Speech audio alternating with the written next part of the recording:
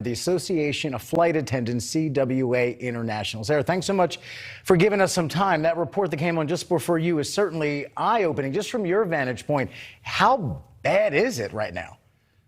Well, it's incredibly bad. So in a typical year, we might have 130 reports of unruly passengers on our planes. And already, we're not even through 5 months in this year, and we've seen 2,500. So this is something that flight attendants are dealing with every day. People have been taught over the last year and a half that, for example, wearing a mask is a political issue rather than a public health necessity.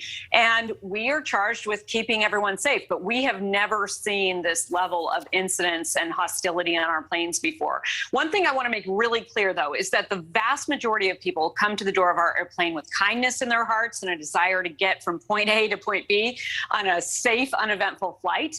And we really need to lift up those people who just want to follow the rules, follow the regulations, listen to the leaders on board, and do what they need to do so that everyone can safely get there together.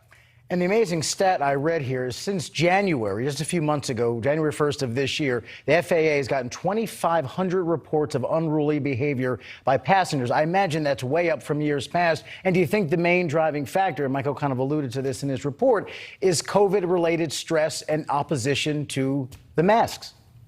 Yes, what we're talking about is over 20 times the normal number of reports, and only in 5 months. So as compared with 12 months in another year, already we're 20 times past that typical amount.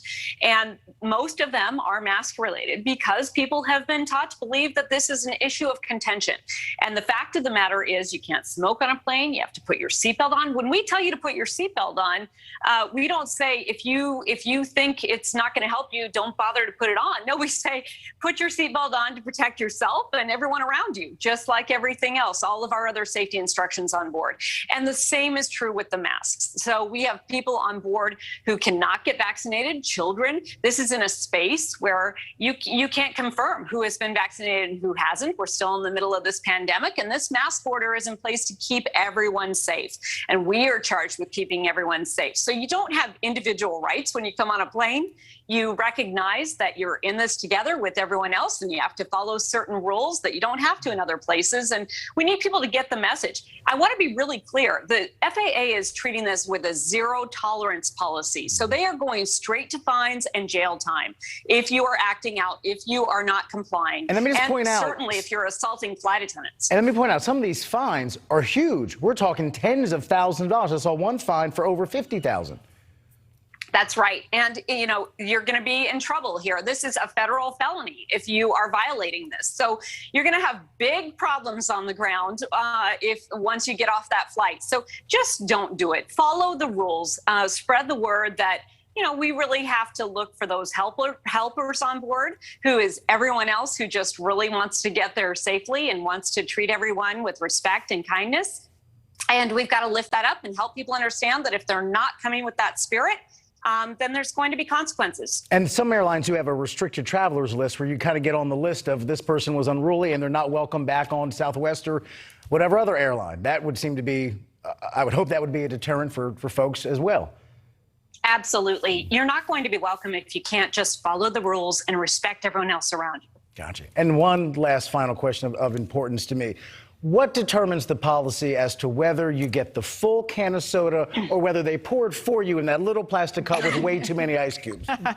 Well, actually, ironically, during coronavirus, you're probably getting that can, because what we're trying to do is cut down on the amount of times that we're connecting with you and opening up and touching things. So you're probably going to get that full can. Exactly the answer I was hoping for. No, Sara, thank you so much for your time. I appreciate it. And I hope for you and your colleagues who have been working all the way through this incredibly tough year, thank you for that. And I hope things get safer and calmer and more sane 35,000 feet up. Thanks for your time. Thank you for having us on. Thanks. My pleasure. Full can of soda. Maybe you can recline the whole flight, too, and not just nice. mid-flight, right? Just stay back, relax. It's been a long year. Love it. Yep.